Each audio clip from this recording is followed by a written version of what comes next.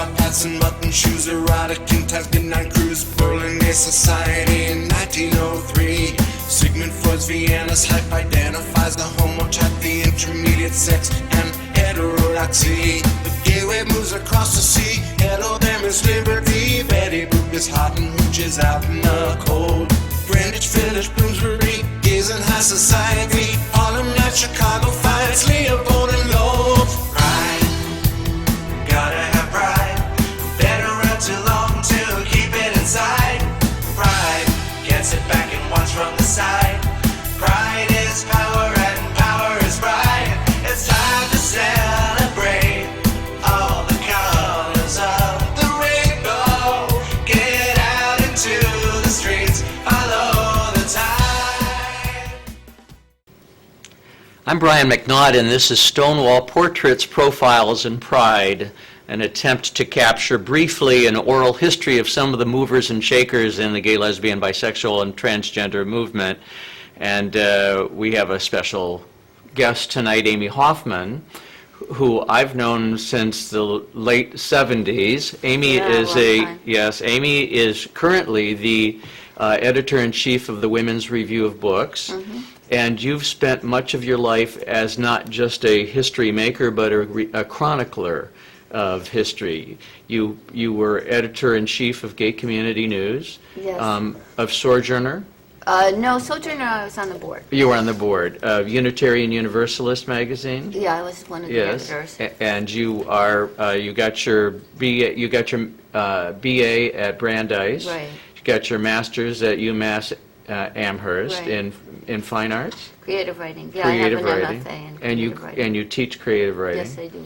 But and you have chronicled, besides being editor of Gay Community News, which we're going to talk about, and being involved in the AIDS movement as a caregiver, you've chronicled this for all of us in Hospital Time, which is your personal story of being the buddy to, which we called it at the time. Right. I was trained as a buddy to Mike Riegel, yes. who was a friend, colleague, and who died of AIDS. Hospital Time is I haven't read it, but the reviews of it are wonderful. And An Army of Ex-Lovers, and every time I mention that title to friends, they laugh because they think it's a wonderful title. Oh, thanks. Because the movement was supposed to be called An Army of Lovers, right? Who Exactly. can stop? Right. So An Army of Ex-Lovers is your chronicling of all of the history of Gay Community News in Boston in the late 70s or early 80s when you were editor. Right. So Right. welcome to this well, program. thank you. And thank you for your extraordinary contributions. Oh, thank you. So you're the oldest of six. Yes, I am. Yeah, and Jewish. Yes. And so how'd your mom and dad deal with you coming out of college and going, didn't you go right into Gay Community News? Actually, I had sort of a rocky college career. I grew up in New Jersey. I started college at Douglas, which is the women's part of Rutgers. And at the time, Rutgers was a men's college, Douglas was a women's college. And I actually left Douglas after 2 years, moved to Boston, sort of in this spaced out decision because it seemed like a cool place, and a couple of my friends were there, including this woman I had a crush on. And then I eventually went back to school at Brandeis and finished my BA and worked. When I went to Brandeis, I was living in Cambridge and commuting, which nobody does. And my heart was in the feminist movement in Cambridge. I met friends there and become involved in different organizations. And so after I finished college, I kind of had a day job, being a secretary, and I was busy doing all kinds of feminist stuff whenever I could. The feminist thing, if I can, before just interrupting, so many women who were involved in the gay and lesbian movement and before it became bisexual, transgender, Right. in the 70s, so many of you were feminists. Yeah. Where did all that start? Was it in college? When did you start to pick up Oh. Just for yourself. Yeah, for when, myself. When did your awareness of women's issues start to bloom for you? Well, as I said, I started college at Douglas, which is a women's college, and it was actually, I didn't appreciate it at the time. I kind of took it for granted, but it was really the site of some of the first women's studies courses. My freshman orientation was organized by this group of lesbians. They weren't out, but they were the most interesting people on the campus. I think for the freshman orientation, they had people doing pottery and going up in a hot air balloon, and they were creating all sorts of, they're very into creating rituals. They were into goddesses and smoking pot, and so anyways. Pretty cool for a freshman. It was very cool. And 18-year-old coming into this? Yeah, it was very exciting. And I had grew up in a very conservative small town in New Jersey, and I couldn't wait to get out.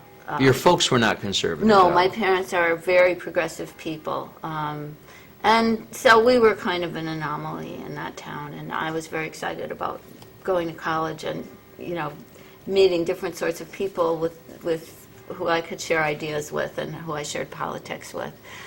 And so I started getting involved in the anti-war movement when I got there, and I also took a women's studies course, which was probably one of the first women's studies courses in the country, that was taught by Elaine Showalter, who's now quite a well-known feminist critic and writer.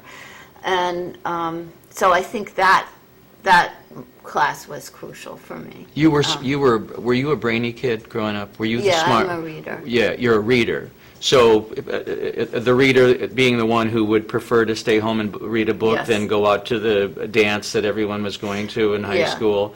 And so you were sort of quiet in school, but very smart. The one who usually, were you the valedictorian or close to? Actually, no. I was I was blackballed by my teachers. Because I asked too many questions. Oh, you asked too many questions. I was questions. too obnoxious. Oh. And you got that permission to do that, because this carried through. I mean, this ability to ask questions and be, quote, obnoxious in the eyes of the people who didn't want you asking questions. Did that start early in your family at the dinner table? Yeah, my family puts in that way, I suppose it's very stereotypically Jewish. We put a great premium on reading and intellect and questioning always. My father continues to be an extreme, nothing is more fun for him than having an argument, so he's constantly baiting people, which is not one of his better characteristics, but it was a role model for you. Yes, he encouraged dissent and debate and thought and questioning, and my teachers didn't particularly like that, so I was... my family's always been very proud of me because I was one of the only kids with the top 10 grades in the class who was not in the National Honor Society, because in my school, they didn't do it just by grades. They did it, but you had to be voted in by your But it didn't have teachers. anything to do with you being Jewish, or not? I didn't see it that way at the time, but who knows? Okay. So this questioning person takes this feminist class, and you sort of, that really blooms for you. You really connect with it. And also the things that were happening on the campus. I mean, there was a lot of, women, the students were forming consciousness, raising groups. There were all kinds, there was programming like any school where they were bringing in speakers and poets, and so I remember I heard Jill Johnston speak. She just died. I'm very sad about that. I heard... Who wrote Lesbian Nation? She wrote Lesbian Nation. She was a dance critic for the Village Voice, and just a wonderful writer, very unconventional. And role model. And she called for a sort of separatism. She was a separatist. I never was, but I just You never were a separatist. Were you tempted to be a separatist? No, not really. It's not. Were your friends, were your other women friends separatists? Yes. Did you take any flack for not being? Because your best friend for years and years and years has been Richard Burns. Yes. So you've had a gay male best buddy for a long, long time. Yes. Richard Burns, who's also been interviewed on this show, was the longest serving executive director of any gay organization, head of the Gay Community Center in New York. So you and Richard met at GCN. At GCN, and you've been best buddies since, so that makes it a little difficult to be a separatist. Well, when I joined I mean, when I joined Gay Community News is when I felt like I was getting flack from people for working with men. From inside the paper or outside the paper? No, from outside the Oh. paper. Obviously, the women inside the paper were, actually, some of them tended towards separatism, but basically we were all working together, so they couldn't really be, dogmatic separatists. Gay Community News, if I can, is really one of the most important sources of direction in the gay and lesbian movement. What it did and what it said, being one of the few gay journals at the time, had an enormous impact on the thinking of gay people, not just in Boston, but around the country and outside the country, but primarily in the Mostly country. in the US. And so many people, they talk about the Boston Mafia. You would have been part of that, although you may not have Yeah. identified yourself as such. No, I But was. we all, those of us outside of it, even those of us who worked in Boston in the movement but weren't part of the collective, we all sort of thought of you as a one-minded group, but you weren't at all. Oh, no. In fact, I was just talking to some friends about this. There were many ways in which it was a very wonderful and wonderful experience, but there was also very serious animosities and disagreements within the collective. It was not single-minded at all. You would gather on a Tuesday night? Actually, I don't remember But which no- but night. one night you would yeah, gather. When I was there were what we called collective meetings once a month, which meant anybody who had anything whatsoever to do with the paper, people who wrote for it, people who helped with layout, people who helped stuff envelopes, people who just were interested in coming by. Oh, they could just come by if they wanted to. Yeah, it was just a very open meeting, And you talked about, is abortion a gay issue? right. I mean, those meetings were to really Pornography? Yes. Yeah. Who would pick the topic? The topic usually arose from just what was going on Okay. in the community. Sometimes there were articles that had been particularly controversial and people wanted to talk about them. So people could suggest agenda items, and I think the agenda items also came out of the staff. There was a very small staff of 5 or 6 people, and then everyone else who worked with the paper was volunteers.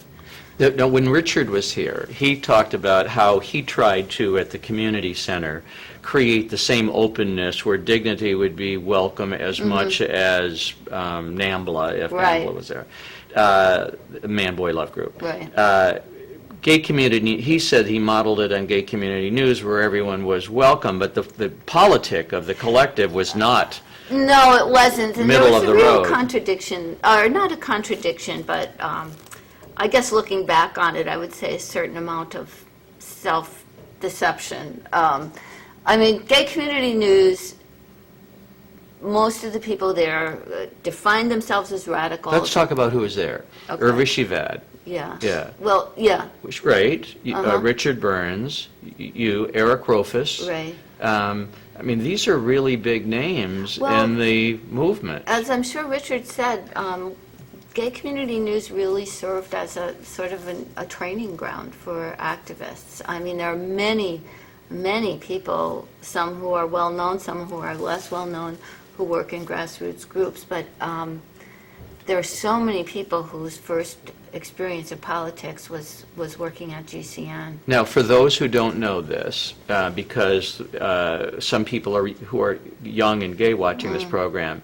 there were bullet holes in the front window at Gay Yes, there Community were. News. The building was torched. Yeah. No one knows exactly who did it. Right.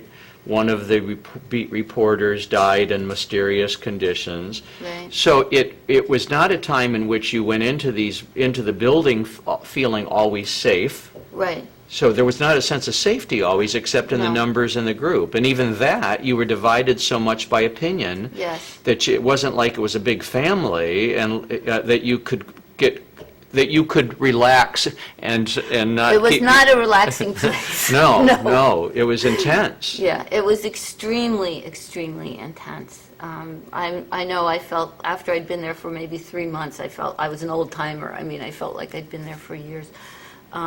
But it was also, I think that intensity was one of the things that enabled it to train so many people. We were an advocacy journal. We had no pretense to objectivity.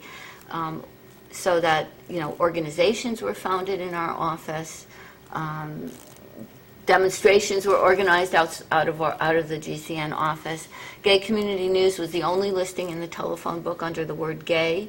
So at that time, so that anybody, we got calls from troubled youth, we got calls from people who wanted to bomb our office.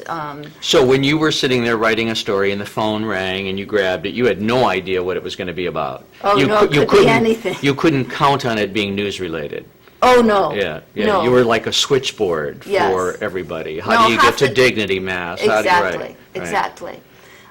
So you were asking about sort of the politics and who was welcome. And I think you had mentioned this, and it's in my book, that, for example, people were very skeptical about gay religious groups such as Dignity, and that was part of the radical politics. So that even though we kind of had a mantra that we were a forum for everybody, in fact, we would have... we very rarely would have run an article praising Dignity. Praising Dignity or praising gay Republicans. They didn't really exist at that time. Did you equate Dignity with Republicans? No, I'm just trying to think of examples. So would a Dignity member have been welcome at the collective Oh, if they wanted absolutely, to and in talk? fact there were people were very active in Dignity who were part of the collective. But so that's also, personally, I think everybody was welcome. Okay. And did that dictate the news of the paper, these debates and? Yeah, sure. Because I think one of the interesting things to me is that title, Gay Community News, every single word in that title was debated.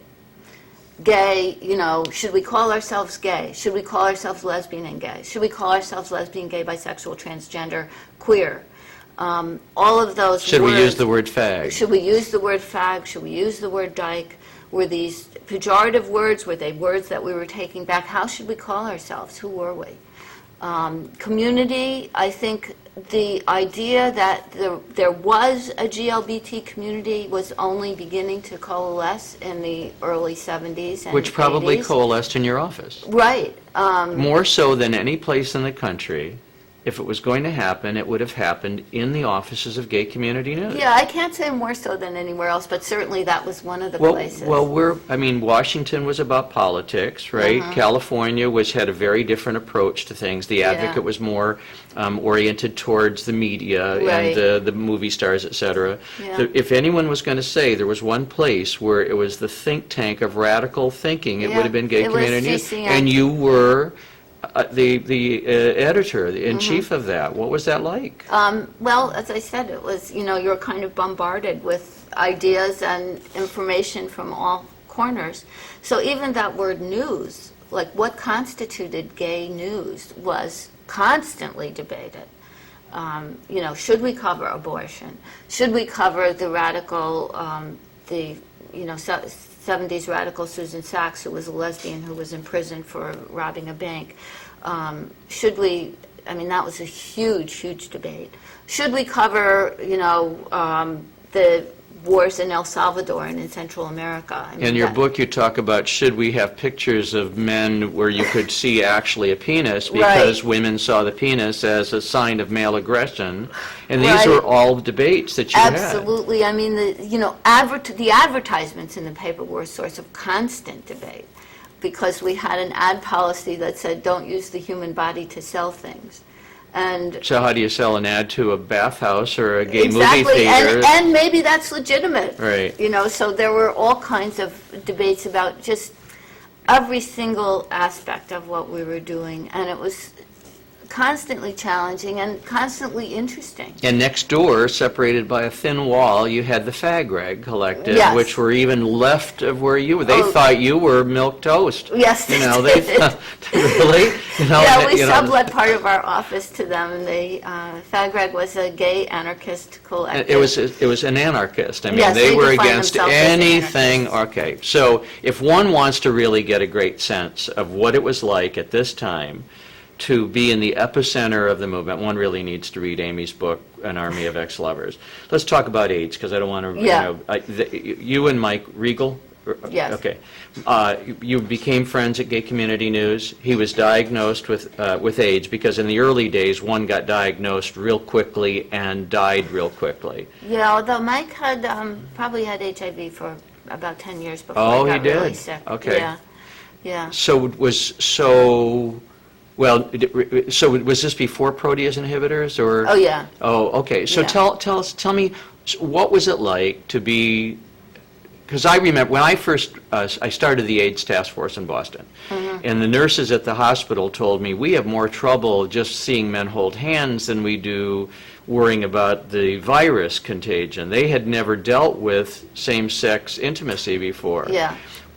Was any of that a problem, or tell us what your relationship with Mike, and what was it like going through being his primary supporter? Well, it was difficult on so many levels. I mean, I had quite a few friends from Gay Community News who I'd gotten to know in the 70s and 80s, then died in the late 80s. Bob Andrews was somebody we both loved. Yeah. Who was on our board, yeah. And was just a wonderful spirit. Yeah, Yeah. who I adored.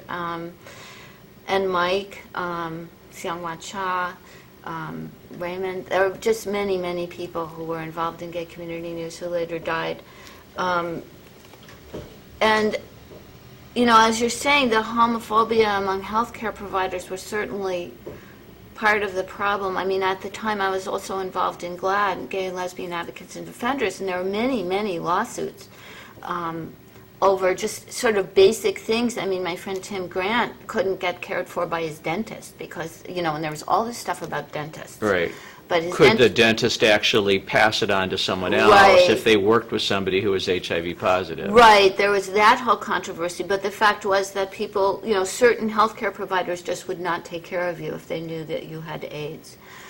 Because of fear if they would Fear of contract contagion, it, right. fear of, No one knew how it was actually passed Right. or trusted how it was passed. right.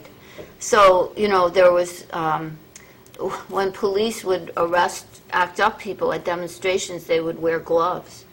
And dentists would walk into the office Yeah, with just surgical covered. masks and gloves. They looked like they were doing surgery. Right, and sometimes when you wanted to go visit someone in the hospital, they wanted you to, to put on a gown and all Right. that stuff. So that was one piece of it that was very difficult. Certainly in the beginning of the epidemic, you couldn't even get basic health care, and nobody knew what to do for you anyways. But, so it was terrifying.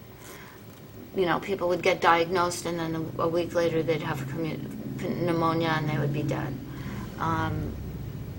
So you So- never knew what was going to happen with Mike. No, you never knew what was going to happen. And Mike also was a very difficult person, just personally. So caring for So him. AIDS, the point there is that AIDS did not make people saints. Oh, You know, absolutely not. Right. When those of us who did buddy work, you know, stepped in and said we would be a primary caregiver, we hoped that the person would be wonderful, but they Right. weren't always. No, absolutely not. And Mike did not have a primary relationship, so there was a whole circle of people who came together to try to help him and to take care of him. And I know we had several meetings at my house where we had all kinds of charts and things to make sure that there were people who could, you know, take him to doctor appointments, be there at night when he needed help, be there in the morning when he needed help, you know, help him do his shopping or his laundry.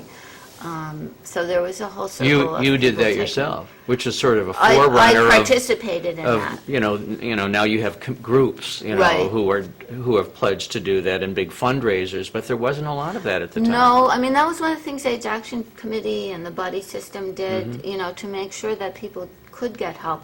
Because of the fear of AIDS, you know, even say contracting for a home health aide was an ordeal. We had Sometimes your friends had to do we it. had in the early days we had a gathering at our house in Gloucester of all the people in Massachusetts and the Boston area who had AIDS. Yeah. And they all came and they were all shocked that anyone would let them in their house or let them near each other, and they were so excited to have this opportunity to at least talk with somebody else. Right. And there were people there you knew was probably not going to make it through the month. And Yeah. others would look at them and think that's where we're going. And people said, you're crazy to have them at the house, they'll drink from your glasses. Yeah. I mean, you got that.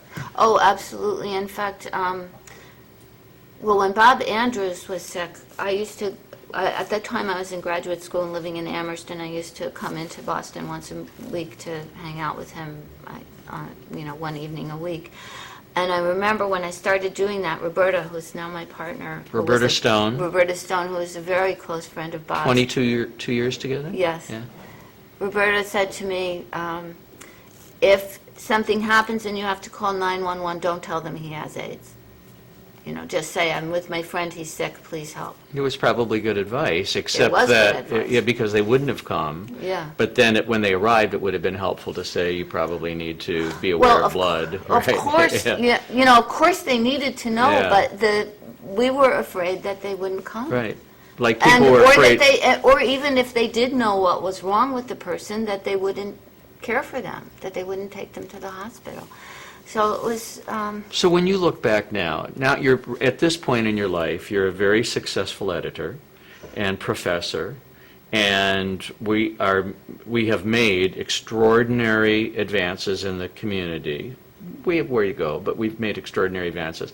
The radical politics of GCN would now seem to be a little passé because almost every group has adopted so much of what you all were arguing about back in the 80s.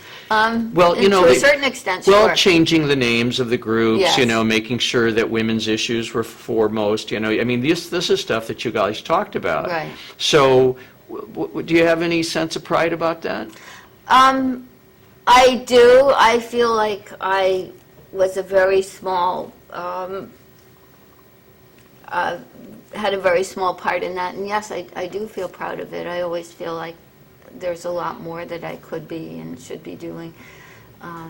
But yeah, I try to make that's the my shy person contribution who to that. sits back and reads the book. You need to. I mean, I hope you will accept the gratitude of the community for doing what you did and guiding us at a time, and guiding GCN at a time in which it was really critically important. Well, I'm very, very proud of Yeah. my association with GCN. And- As much as the paper is criticized, and I feel like it was, as you say, an extremely important institution for so many reasons. When I've done readings from my book, every single time I do it, somebody comes up to me and says, my first act of coming out was reading GCN. I have a friend who told me that the first thing he did publicly was to buy a copy of Gay Community News on the newsstand and look the cashier in the eye. Which was very scary. Which And was wait for very your scary. change and not Right, run. right, not run away. Right. So it affected people not only sort of in that large political level, but in a very small and personal level. Your parents proud of you? Not about GCN. Not about GCN. Still not. I Did they read the book? think so. Yes, they did. Yeah. They've read both of my books. And my relationship with them is much closer and easier now than it was when I was in my 20s and 30s. Yeah. They had a hard time. Well, but your dad raised you to be there. He did. I always felt like I shared their values. Right, What's you're the doing problem? exactly right. So, at any rate, Amy Hoffman, thanks so much. And thank you you, for Brian. joining us with Stonewall Portraits, Profiles in Pride, our portrait, Amy Hoffman, a creator of news and a chronicler. Gotta have pride. Been around too long to